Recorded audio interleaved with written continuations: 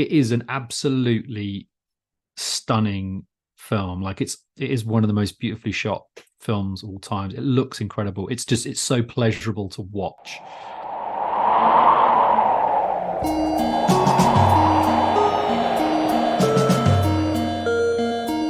Ragazzi, qui si smonta tutto. Il film non si fa più. Quei giorni qua non ci deve essere più niente. Bisogna cominciare subito. Coraggio, al lavoro, buttate giù. Dico bene, dottore? Sì, grazie. Arrivederci, ragazzi. Ci vediamo in un prossimo film. Lo speriamo.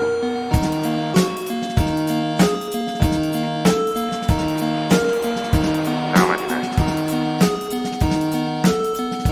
Welcome to Cinema Italia, a podcast dedicated to the world of Italian cinema. Presented by me, John Bleasdale.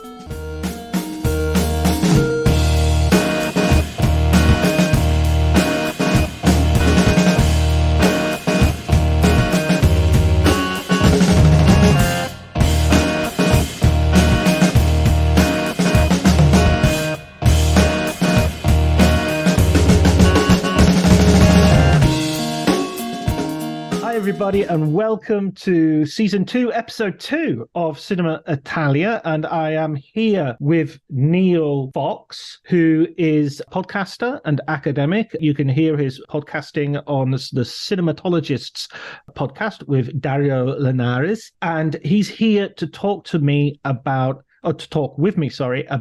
Bernardo Bertolucci's 1970 film, The Conformist. Hi, Neil. Hello, it's lovely to see you. And yeah, thanks for having me on to talk about this movie. Yeah, what was your first experience of Bernardo Bertolucci? Was this the first Bertolucci film you saw, or was it another? This was, I think, the first one, certainly the first one that I kind of realized. I hadn't seen the Little Buddha or anything like that, the kind of the 90s mainstream release stuff I hadn't seen. I grew up in Luton, which didn't have any kind of film culture in the sort of 80s and 90s.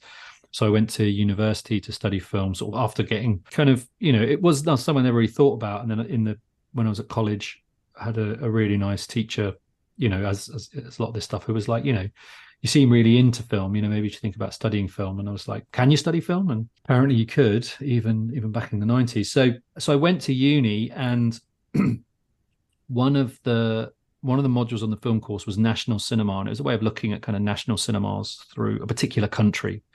And the country was Italy. So, kind of went through sort of early Italian film, neorealism, lots of different stuff. And then there was a kind of week on sort of, not auteurs, because obviously Fellini was sort of before that in terms of like, the prominent Italian, but then there was a week, and it was something like kind of art house auteur and kind of like the European art house tradition that was kind of emerging in sort of the, in the mid to late 60s through an Italian lens. And they showed us The Conformist.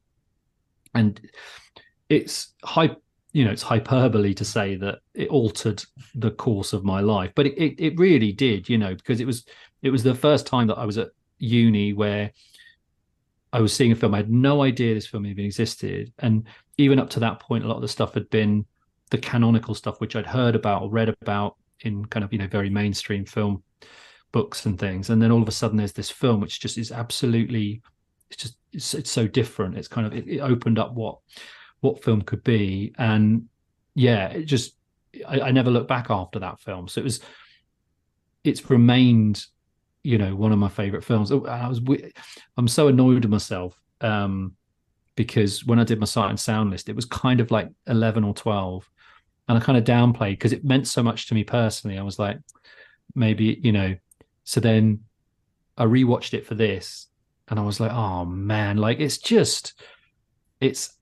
one of the best films ever made, I think. Like, so man. So hopefully they'll ask me again, and I'll put a film by another white man, another dead white man into the mix. I should have put Roland Emmerich's Independence Day sequel. that can go. That's number 11 now. Exactly. Yeah. So that's how I came to it. And then it's weird because I've seen a lot of Bertolucci since, but for me it kind of stands apart in his filmography, but just in general, I think it's a kind of towering work, I think. And even particularly now, maybe even so, it just still feels completely perfect in terms of what it's saying and how it's saying it.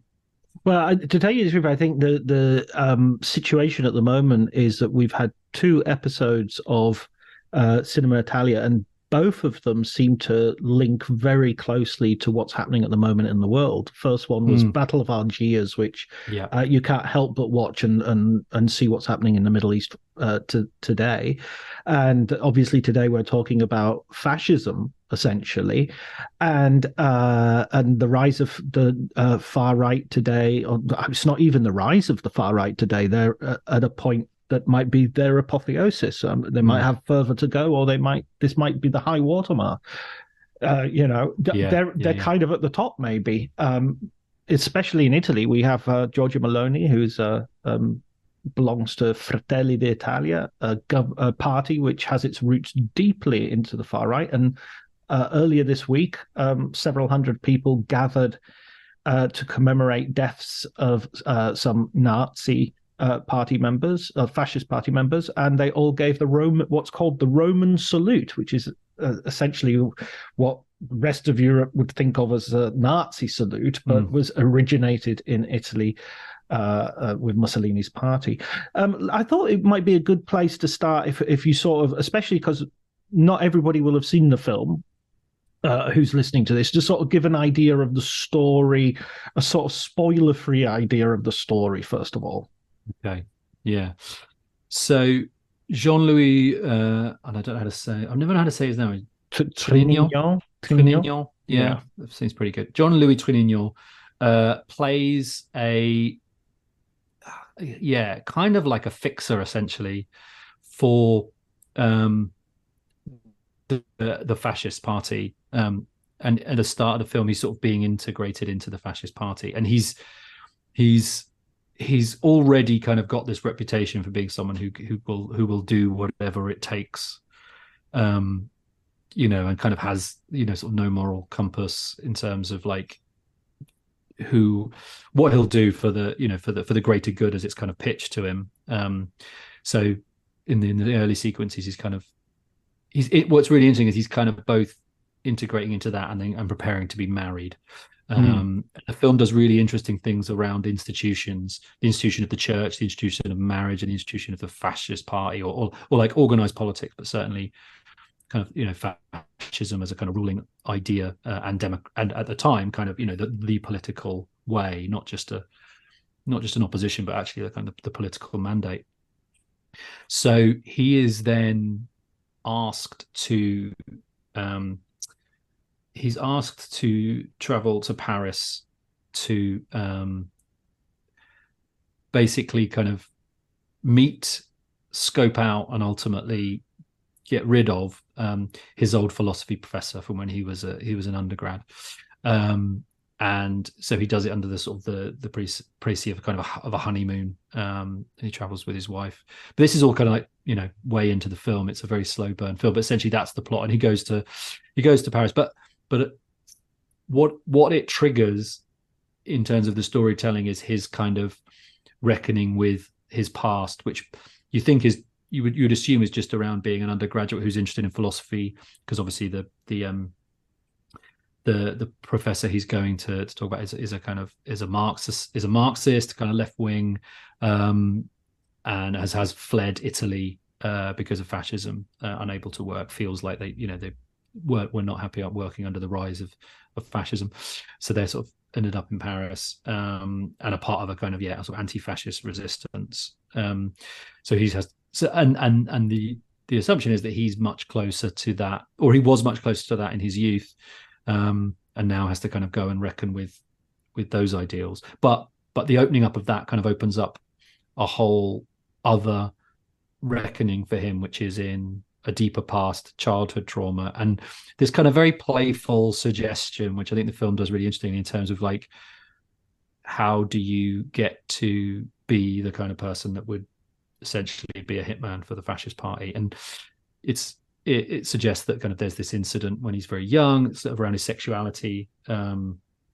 sex and violence in a very kind of sort of primal way, that he then instantly represses, and kind of, but the film is really good on, is he repressing an actual trauma of kind of being homosexual, or is it kind of, is there something else going on? But it comes out in terms of thinking, oh, it's an easy label to attach, which is, oh, a repressed homosexual, so represses everything and comes. But the film never answers that question definitively. It's very oblique, but really interesting in terms of, particularly towards the end.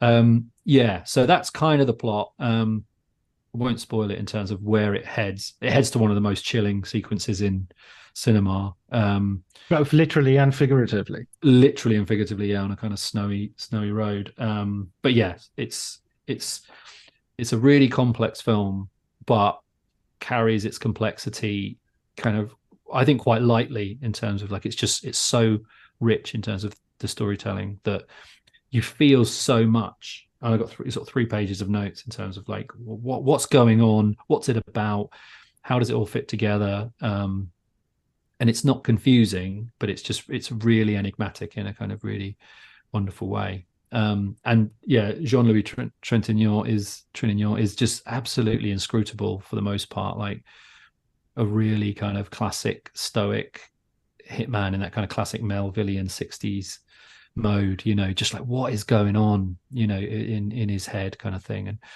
yeah, it's great. His like motivation for joining the fascists, or his stated motivation right at the beginning, is that he wants to be normal. And that normality can be sexuality. It can be he wants to conform. Well, I mean, it's in the title. He wants to conform to an idea of the bourgeoisie. I always get the idea that he's kind of he's a rich kid who doesn't really need to work or do anything. He's the mother's got a large house and a servant and a chauffeur.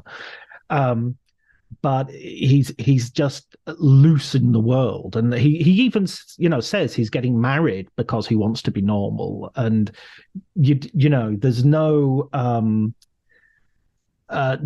sense that he really loves his wife. Far from it. There's a sense that he kind of despises her. I mean, there's a brilliant scene in a church where he's giving a confession, and he says to the priest, she's mediocre, she has no ideas, and she's sitting praying, like, in shot as he's saying this. So the film has this sort of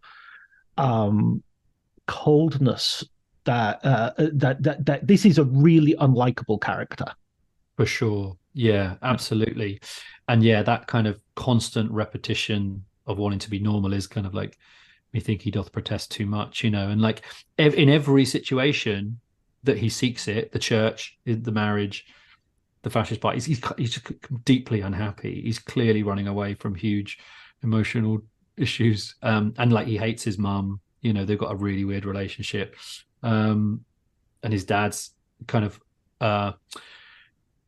in a sanatorium, and is kind of going through he's obviously had a huge reckoning with his own past culpabilities in terms of being a tool of the state, in terms of state-sanctioned violence, and he's just absolutely broken by it. And there's a really weird scene where Trintignant kind of goes to see him and sort of goads him, as if to say, I'm better than you, it's not going to happen to me, I'm not going to be broken by this. Like, it's really weird. But yeah, he is a kind of despicable character, but it's one of the great kind of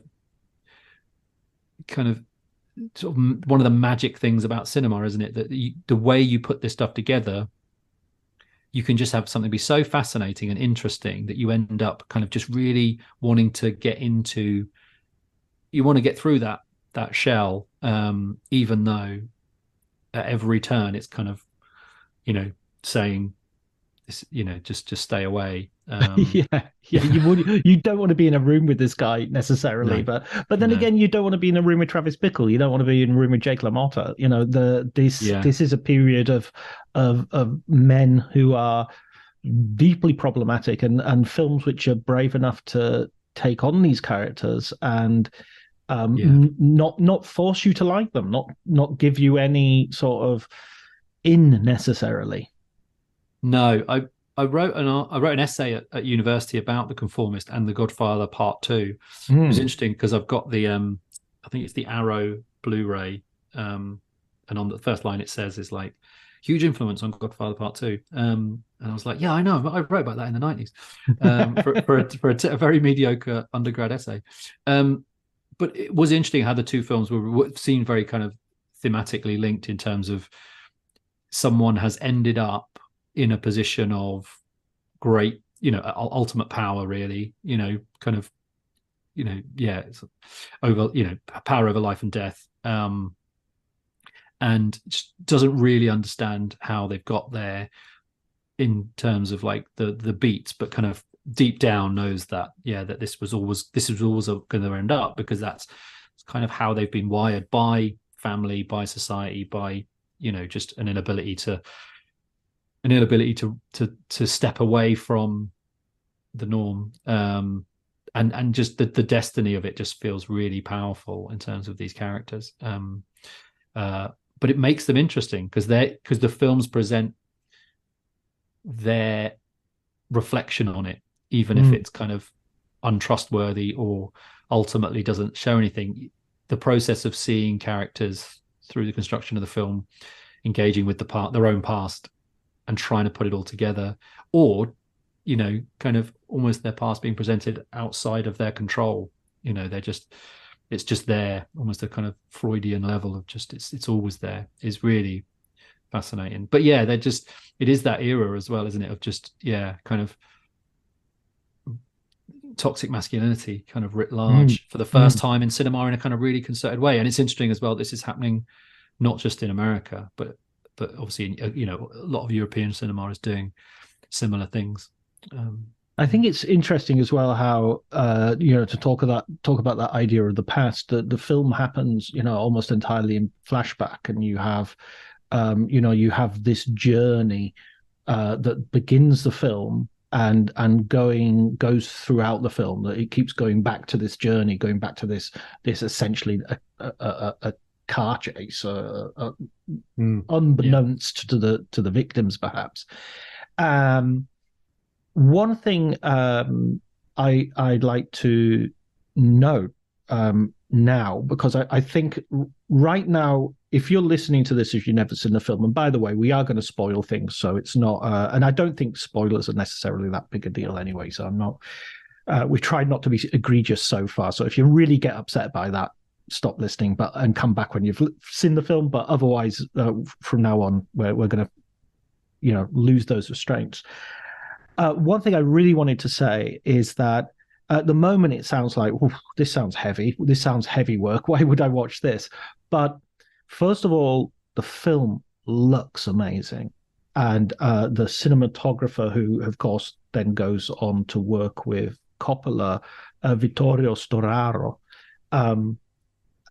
I think he makes one of the most fascinatingly colorful films of the 1970s. There's a color, it's almost become a cliche now, that sort of teal and orange, teal and red, sort of blue.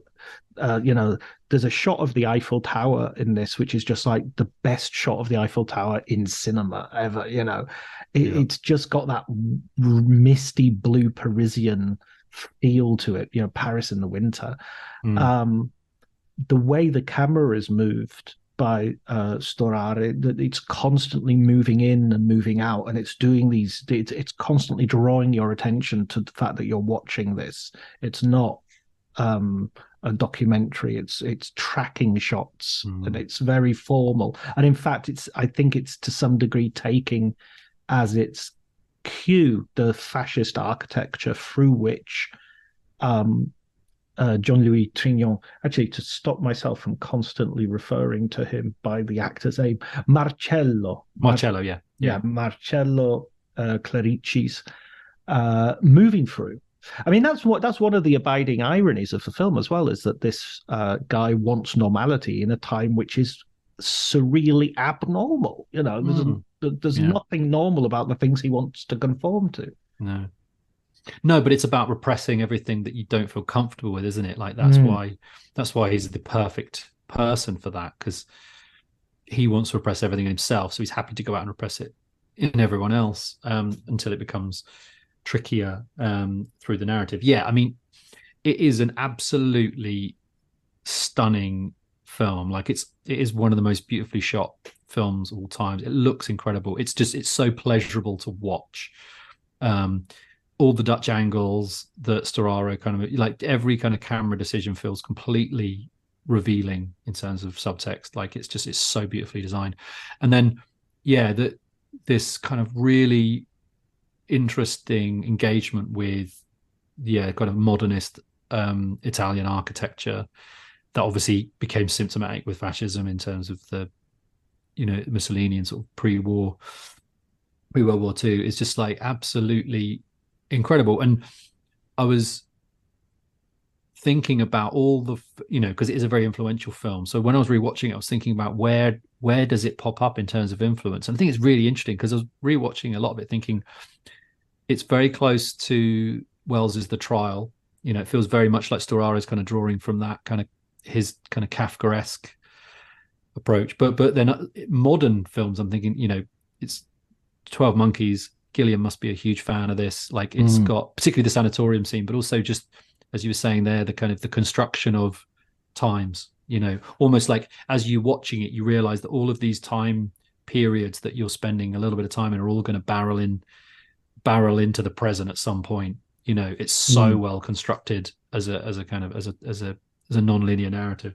And then even as you were saying that, I was like, oh, that's the Dunkirk trick, isn't it?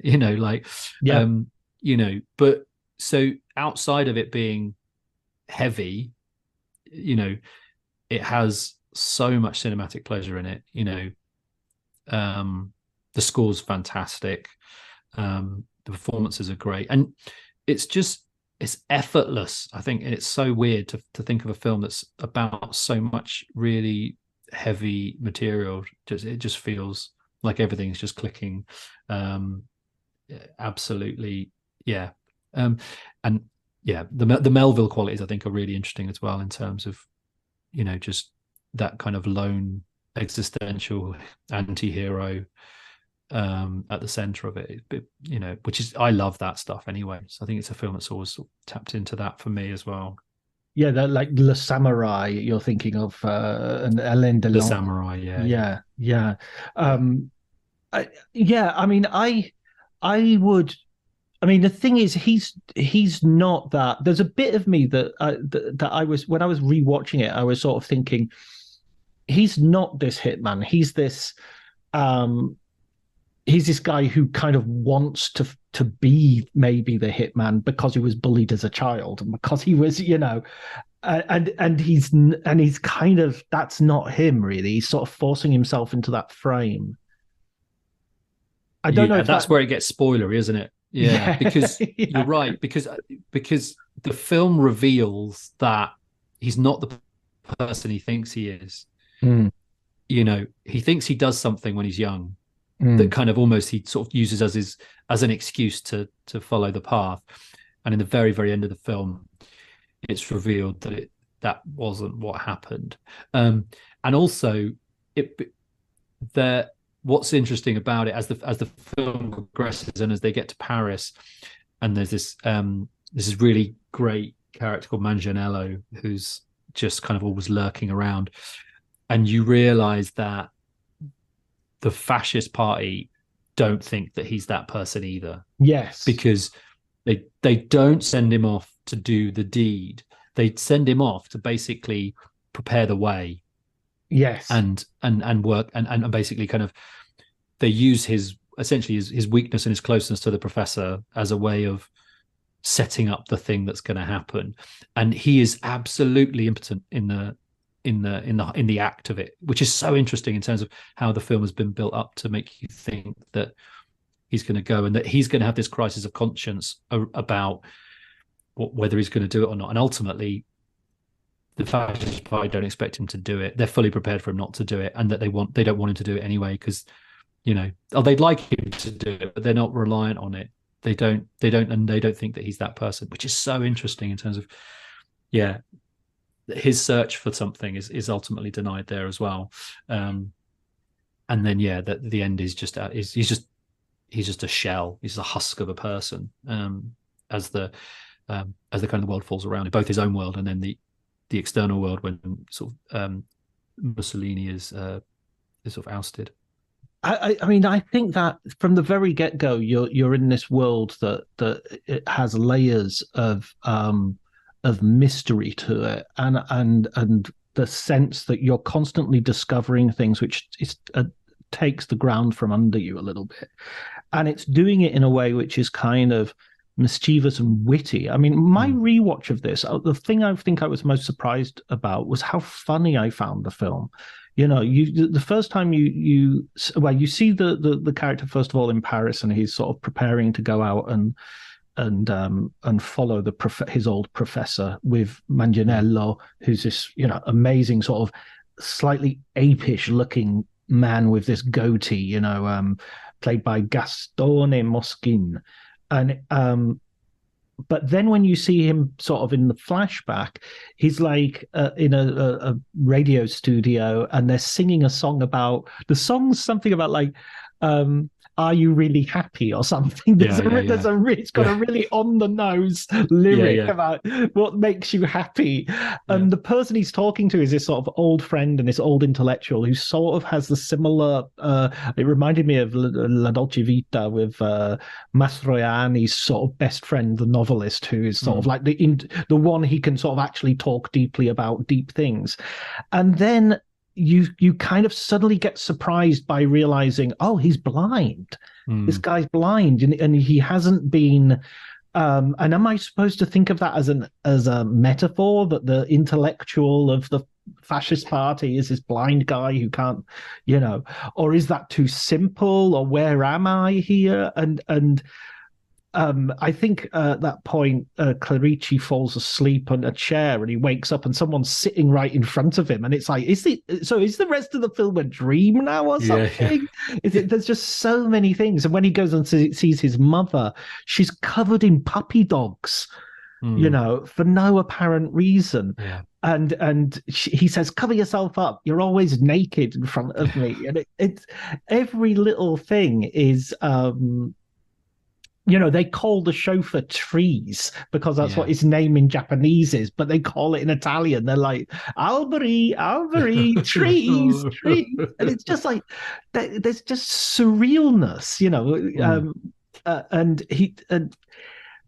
he gets the Maniello to sort of beat up and get rid of the chauffeur, who's also his mother's lover.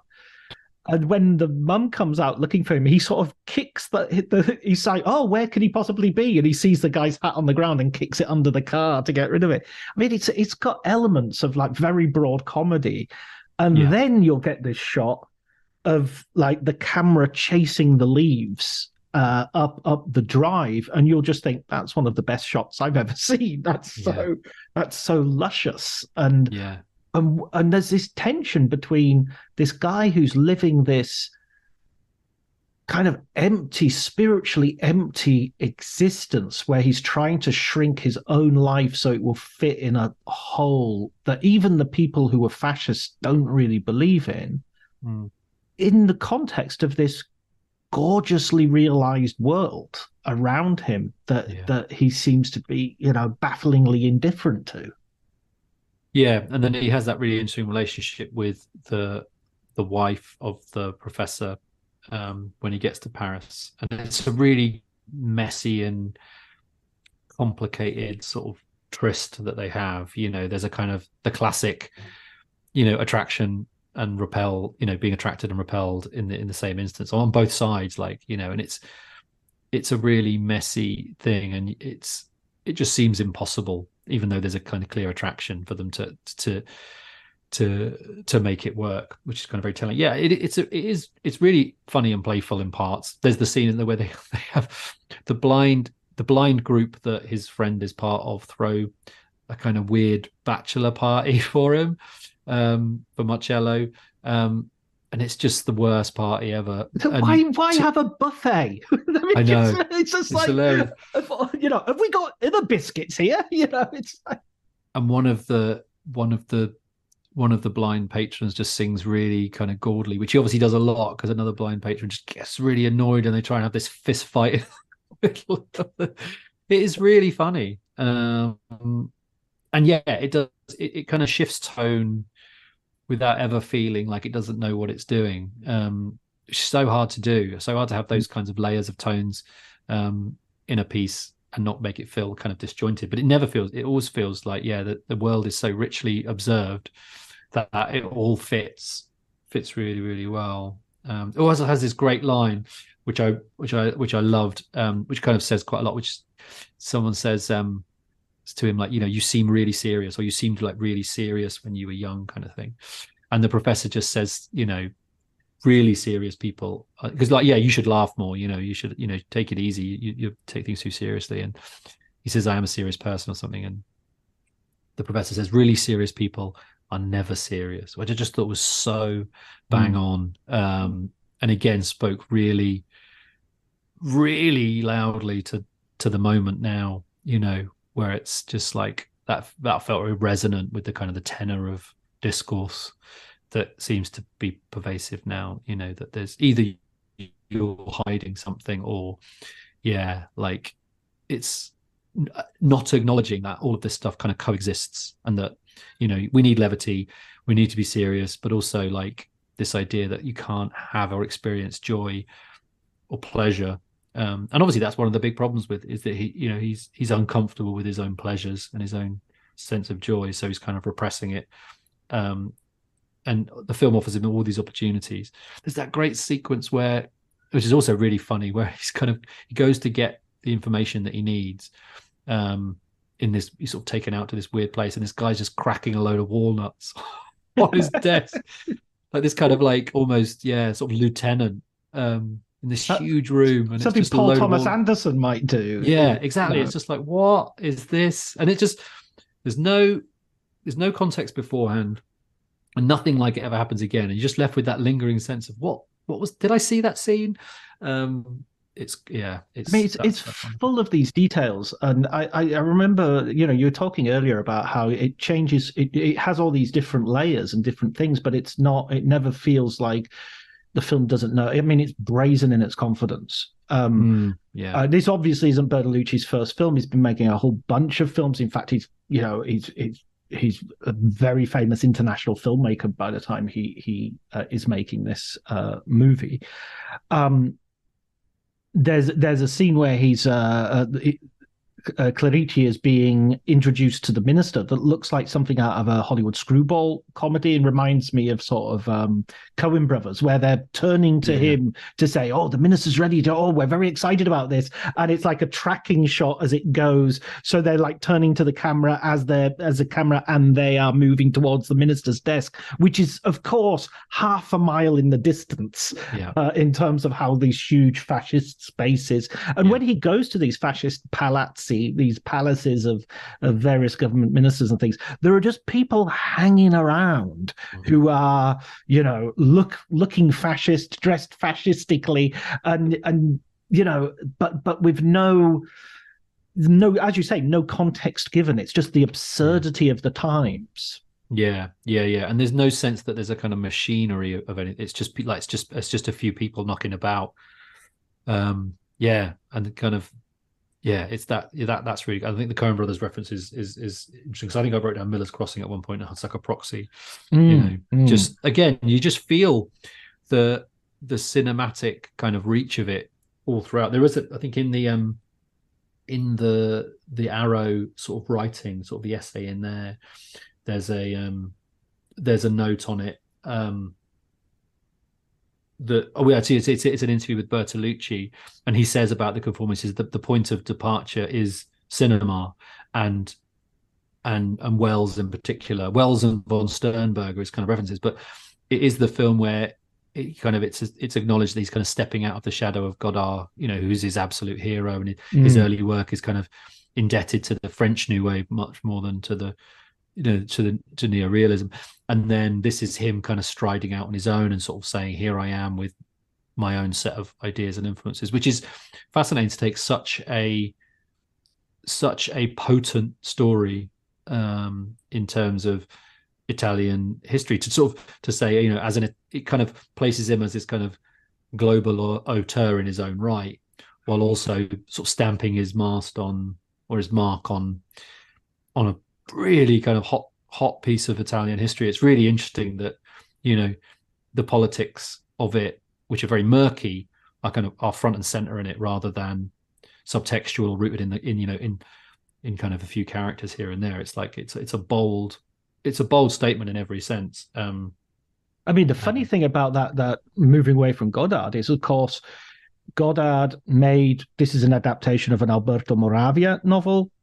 It's got music by Georges Delerue, and Godard made Le Mépris, Contempt, which is a adaptation of an Alberto Moravia novel, and had music by Georges Delerue. So and was very colorful. I mean, which you know, I would. But that's by no means a counter to your point. I think sometimes you kind of the Harold Bloom, the anxiety of influence, you kill your forebears. You know, you don't kill them by running away. You kill them by getting in close and beating them on their own ground. The other point I'd like to make about the politics is it's very easy to watch this and go, 1970s cinema dealing with the war and pre-war, but this would be the equivalent today of making a film about the early 90s.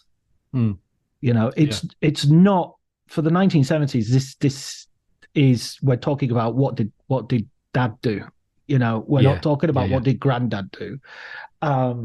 And Italy did not have a denazification process. 90% of the police, over 90% of the police pre-fascist, were still in their post-war. So there was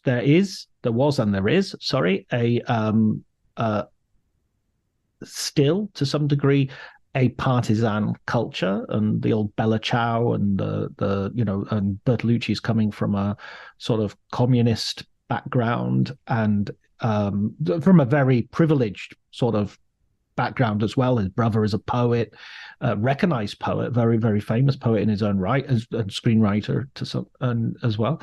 And Moravia would be someone who had lunch with the family, was a friend of the family. So this is a very cultured sort of. I think he's from Pisa originally. I'm not sure but he's one of the. He's not sort of making his name out of nowhere. No. He's one of the privileged, is I guess what I'm trying to say. He's upper bourgeoisie. Let's use that as an old-fashioned term. But he's very, very engaged in it. Did you see 1900? His yes. Because I think that's also an interesting film, because unlike this film, I think that's to some degree much less disciplined, but also not equally fascinating, but pretty fascinating. It's a fascinating movie. I agree with that. I don't know whether he ever hit the same level of control in terms of everything just work, again, but doesn't mean it makes him really fantastic and interesting work. It's I think that you can sort of see the personal in there in terms of the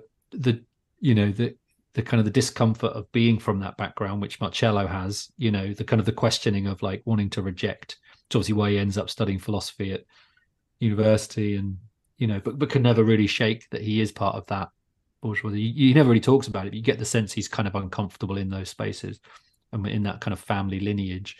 And it's interesting what you're saying in terms of like the process that Italy went through after the sort of the fall of the fascist party at that time, because the film does such a beautiful job at the end of showing, which kind of I think is one of the truest points it makes, which is the fascists essentially take the badge off and join the throng of the revolution. It's so simple like that, and the revolution doesn't even.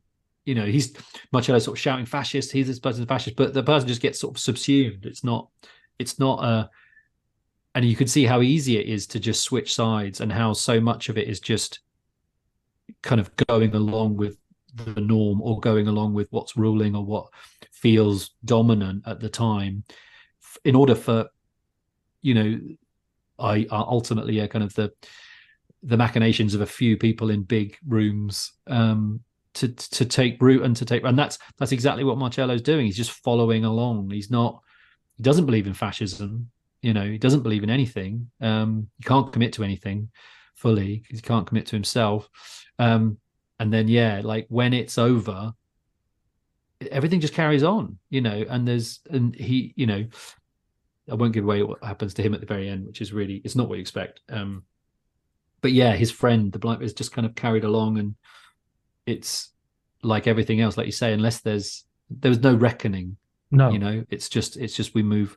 So of course and those people are probably not fascists in the way that we would think of fascists. They were people who, went along with the fascist doctrine and lived their life or worked in the, were civil servants for the fascist party. Like it's more complicated, isn't it? And the film does a good job of that. I mean, 30% of the population of Italy, or the voting population, I should say, or those who voted last election, voted for a fascist party, and that means loads of people I know did. I mean, there's no doubt about it. Loads of people I know did.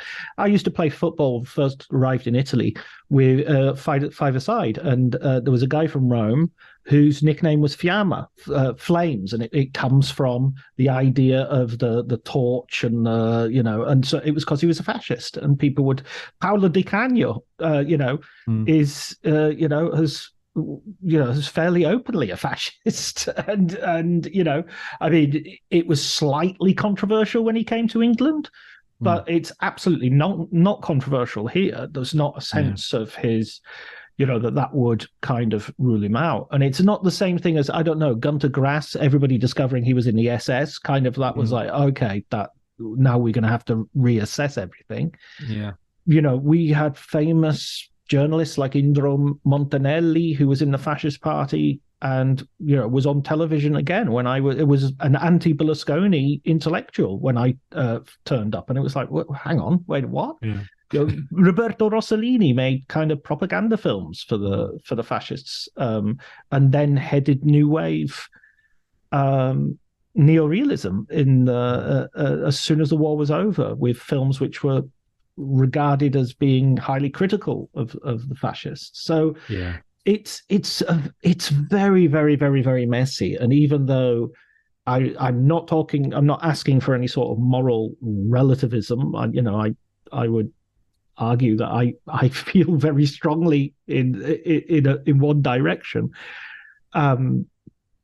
I do, it's films like this, and it's sort of life experience that makes you sort of go, okay, it's not just, they're not monsters, they're people, they're confused, damaged people, just the same way I'm confused and damaged.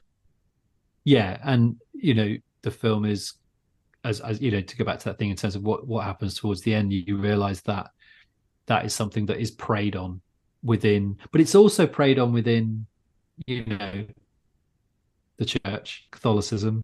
Like the church preys on a kind of weakness of, you can tell I'm a recovering Catholic. You and me, brother.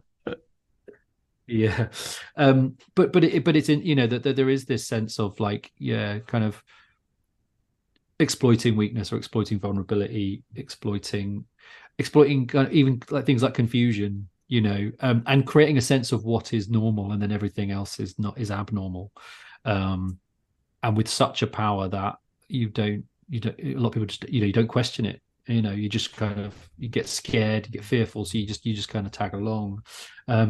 But what's great about The Conformist is that it's not an easy, it's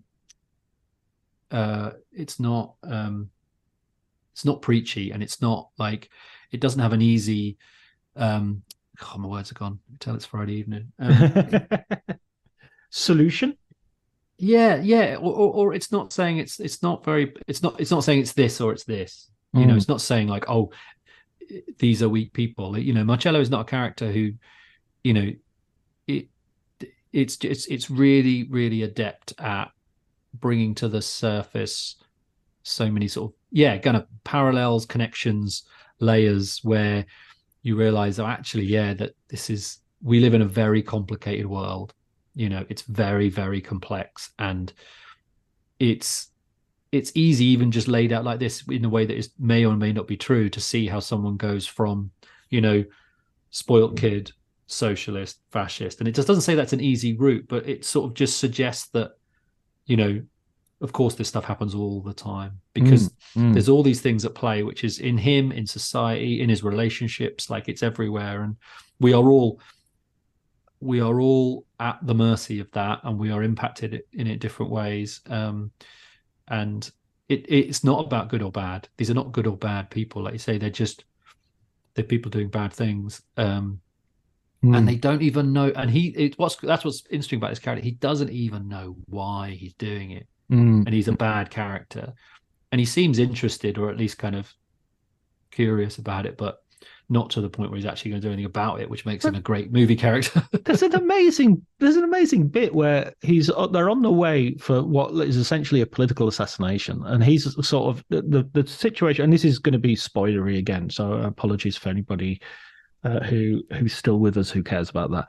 But what has complicated things is the professor they're supposed to be assassinating has also taken along his wife, and it's the wife who he has more of an emotional connection to, who, by the way, is played by the French actress Dominique Sander, who the same year as this came out was also the star of a film called Il Giardino di Finzi Contini, the Garden of the Finzi Continis, which was directed by Vittorio De Sica, and which is an amazing film. If anybody fancies doing an episode on that, that's what I've watched it very recently. And she plays a kind of she just has this kind of beauty, talking about this being a beautiful film. Both her and Stefania Sandrelli, who plays the wife of Marcello, are filmed beautifully, and I think it's important to say that Bertolucci, although his reputation has taken something of a battering, perhaps with good reason recently, he's an erotic filmmaker. He knows he is interested in sex, and he is interested in how to film. And there's a scene with Sandrelli and Sander when they have this dance of the tango in a cafe in Paris, and it's so charged, and it's again just so beautiful to watch. And it's also what is about to be destroyed, what is going to be ruined and not appreciated. Look, here is life right in front of you, and you're so busy worrying about other things, and that you're missing this. But anyway, the bit that I wanted to say is that Marcello at one point stops the car and gets out and sort of walks around for a bit, and then the car's like following him, and he doesn't. And there's a suggestion that he basically continues with the murder because he can't think of a way of getting back to Paris. It's just as simple as that. What am I going to do? My shoes are wet. My feet are wet. It's cold. Okay, I'll come with you and participate in this then. Yeah, and that's something I've never really understood, even watching it this time, because that's something that he does throughout. Like, he does it earlier on, and then in the past, like in a flashback, he's kind of being followed by his driver, which obviously has another residence, which becomes apparent. But he's kind of like walking while being the car is sort of slowing down, and it's a weird thing, and it happens sort of 2 or 3 times, and it's just like, does he feel comfortable or safe doing it? Is he kind of working stuff out? Like, it's very, very ambiguous. But again, just it looks great, because it's just so well shot. And because it kind of comes up 2 or 3 times, it feels like it's woven in really interesting ways. Isn't it maybe, Neil? Is it maybe like part of his ultimate indecisiveness? I mean, this is a guy who just hasn't made his mind up, and he even goes into the kitchen. He even goes into the kitchen at one point where the guy Maniello is following the targets, and he pulls a gun on the guy who's supposed to be his bodyguard, his accomplice, and at that point his fascist sort of accomplice says to him, "Okay, this is a war, and you're going to be a deserter if you don't do what's going." So it's just like at that point the power begins to shift as well. That he feels, oh, maybe I have to do this now. Yeah, I think that indecisiveness is a nice phrase for it. I think, yeah, because it's just, yeah, the film sort of reveals that he's never been in this position before. Whatever he's done before, this is kind of different, and he can't.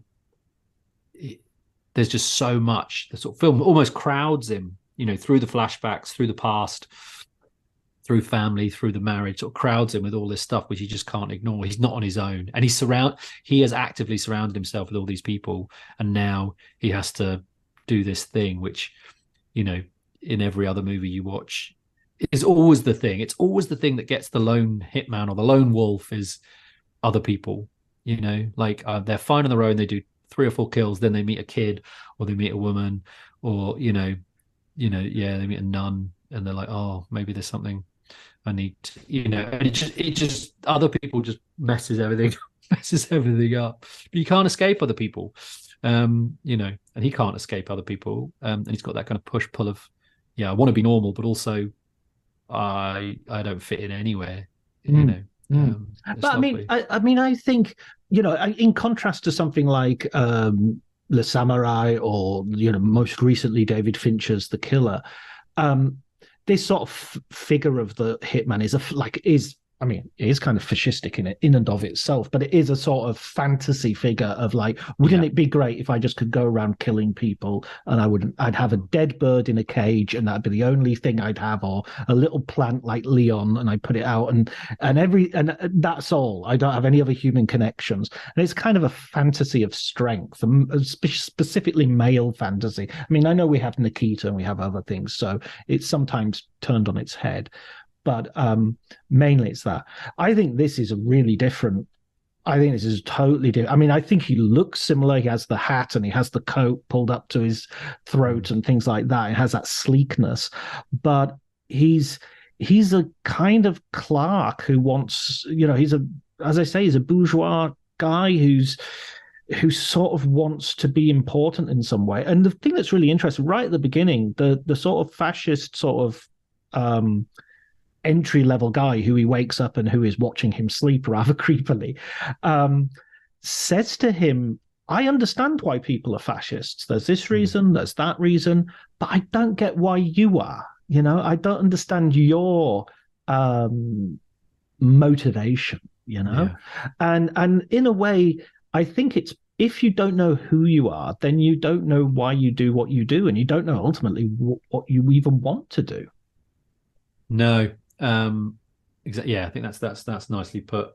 Just hearing you sort of talk about the kind of the sort of the figure of the hitman makes me think that a lot of the film is about that undermining of the iconography. It takes the iconography of fascist Italy, in its architecture and its style, and almost this kind of cinematic trope of the lone samurai hitman kind of thing, but is it's critiquing all of it all the time. It's undermining it, saying it's not what you think it is.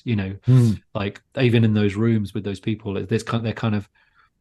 they're simultaneously terrifying in their just absurdity. But it's not what you think it is. It's not like this huge cabal of very serious men kind of dictating stuff. It's just a few people dicking around, cracking walnuts and deciding who gets to live or die.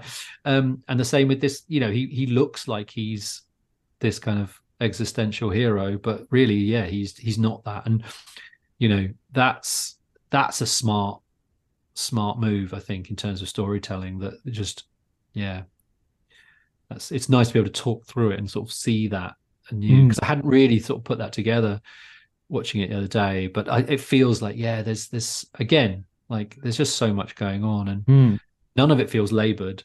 It's one of the strangest things, especially with the minister, when he goes to see the minister, he sort of puts his head around the curtain, and the minister's having canoodling with a blonde woman on the desk, and then sort of backs out behind the curtain like Polonius or somebody, and then that woman turns up again and again, and it's Dominique Yeah. Sander. She plays three different roles, I think, in the film. The last one being the wife of the professor, Anna, and so there's nothing in the film that sort of is quite as playful as that. There's no necessary reason for this to happen. It's not sort of like this is the kind of film where you'll get one actor playing multiple roles, but it just has this, wow, who is this person? And what, is it Brechtian? Is it, another shot when he gets off, when they're on a train, there's a very obvious sort of like film background, like almost like an Alfred Hitchcock in The Birds kind of cinematic background outside the windows. Yeah. Or Francis Ford Coppola in Dracula or something, where you're really being made aware this is a movie. What you were saying earlier about cinema, actually, this is Bertolucci saying, I am making a movie. I'm not like, this is not an adaptation of a novel. It is, but this isn't. It's a movie, and it's that's its primary, art form. Yeah, that's just what I was going to say. It's just, it's cinema, isn't it? It's kind of like what you're saying earlier in terms of like, is it a dream? Is it not? It plays with dream logic all the time. It shifts around time and space. The way it uses color, to denote, all the feelings. Like it's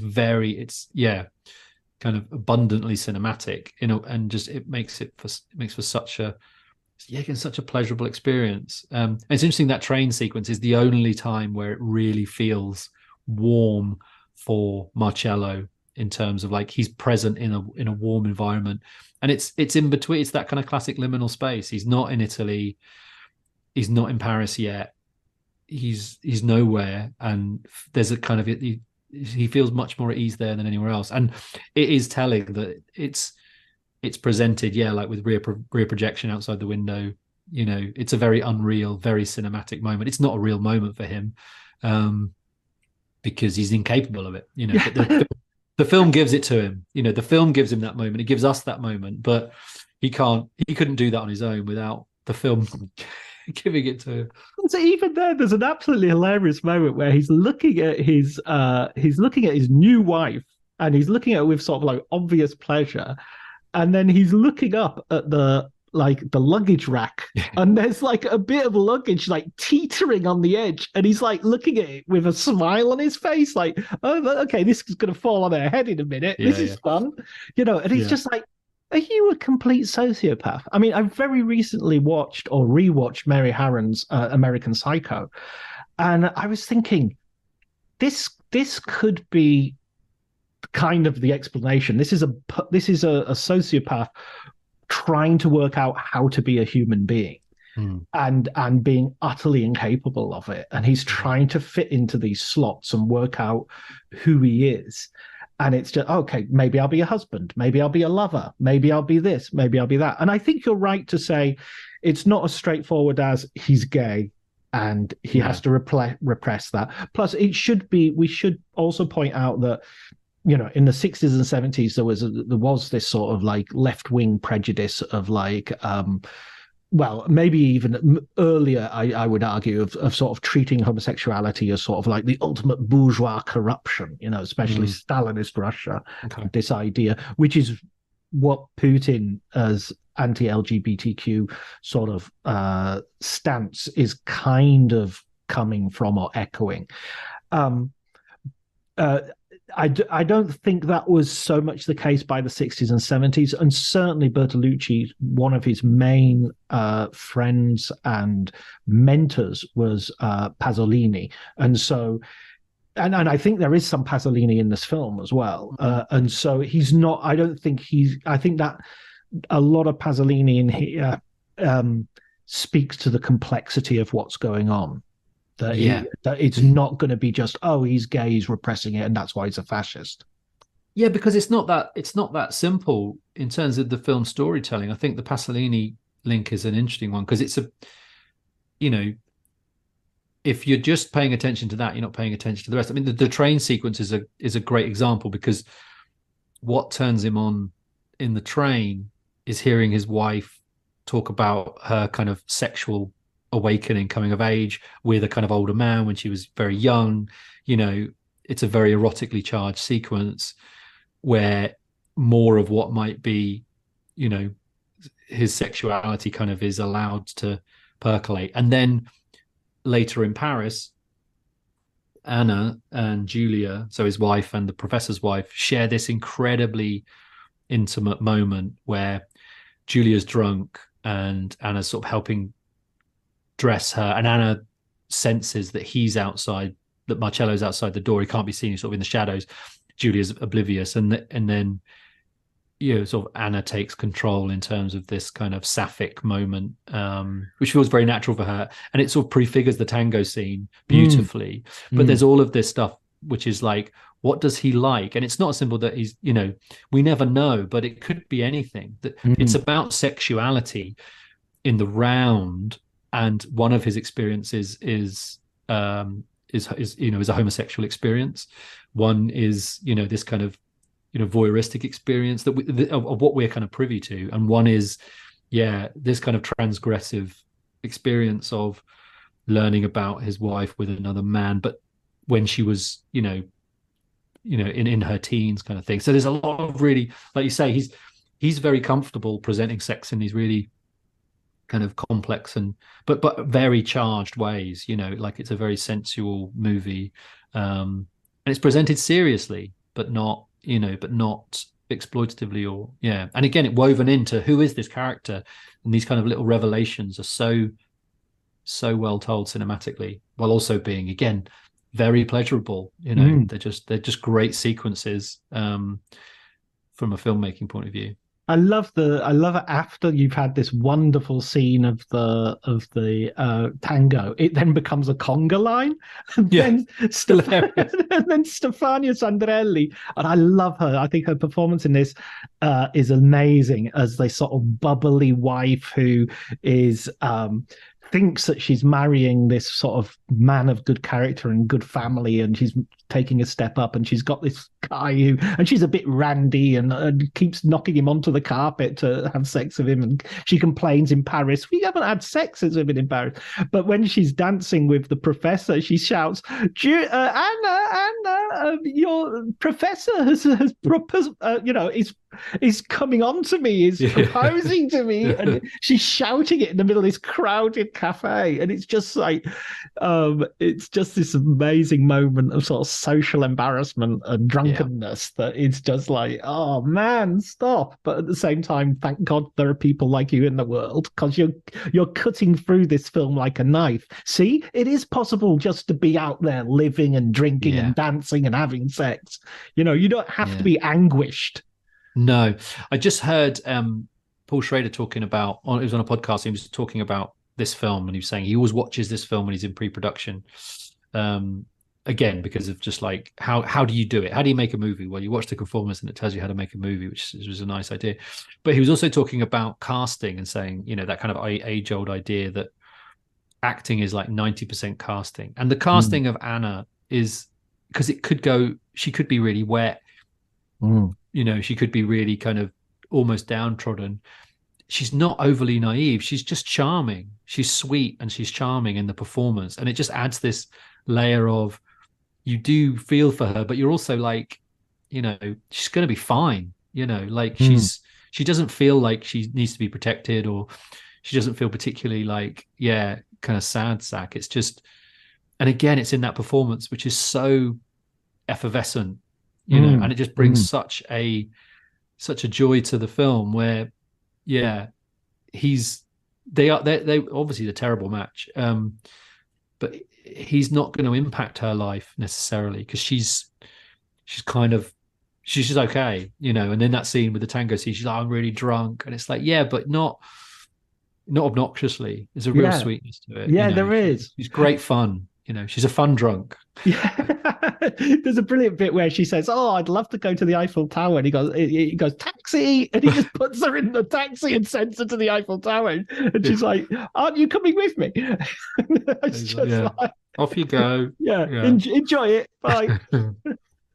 Brilliant, brilliant. Well, listen, Neil, I love talking about this film, and I think we could talk for hours. But I hopefully, if you haven't seen this film, we will have inspired you to go off and watch it straight away. If you have seen this film, hopefully we've inspired a rewatch, because I think this is definitely a movie. Every time you see it, you see multiple. There are so many layers. You can unpeel this movie. And you'll never get to the, it's like an onion. The onion is the layers. There's nothing else there. It's just going on and on and on.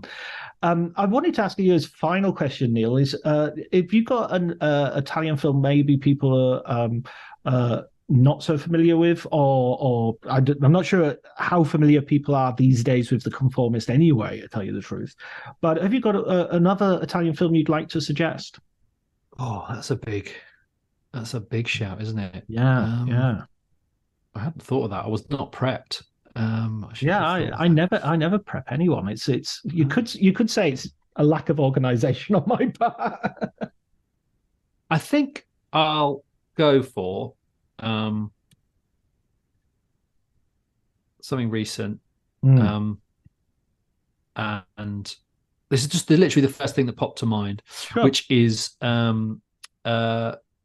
Gianfranco Rossi's Fire at Sea. The documentary. Which is a documentary from 2016.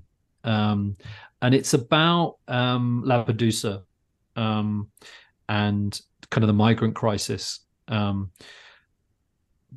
I think that, it's a wonderful film. And it's, again, kind of,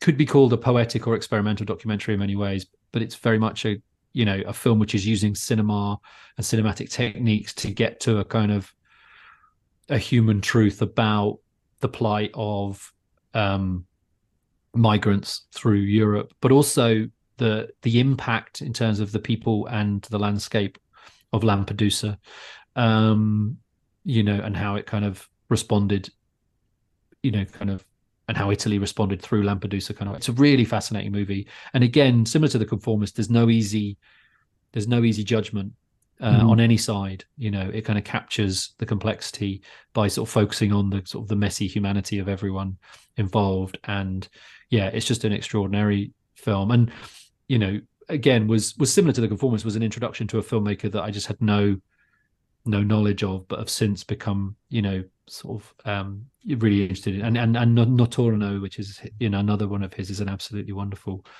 documentary. So yeah, but Fire at Sea, I would say. I don't know if that's come up yet. No, not at all. I interviewed Gianfranco Rossi a few years ago. It was on the release of Notorno, which should be available somewhere on. It was a video interview, so it should be out there somewhere. Okay. But he's a really interesting guy. He won the Golden Lion at Venice a few years ago for it was a film about the circular road that goes around Rome, which he uses as a sort of organizing principle to sort of pick out 5 or 6 different individuals or different stories that are in this area. So it's it's the sort of ring road. Is kind of just a random way of getting into these people's lives. But he's certainly someone who is available on streaming services, and his DVDs, I think, have been released quite widely as well. Thanks so much for that, Neil. I really appreciate it. And where let's plug the Cinematologists. Everywhere you get your pods, cinematologist.com. And then, all the usual places. I think this will be going out just before our new season, which starts at the beginning of Feb. So we're back sort of beginning of Feb with a new season. But yeah, you can catch us wherever you get your podcasts. Yeah, Cinematologists. And thanks for having me, John. It's always lovely to talk to you. And this was really fun. I really enjoyed this. Thank you.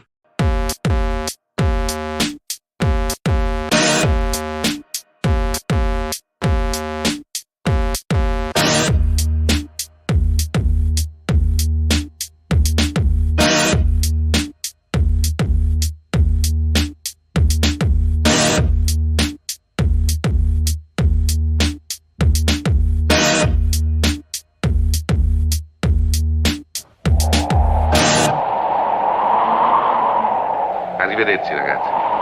Ci vediamo in un prossimo film. Lo speriamo.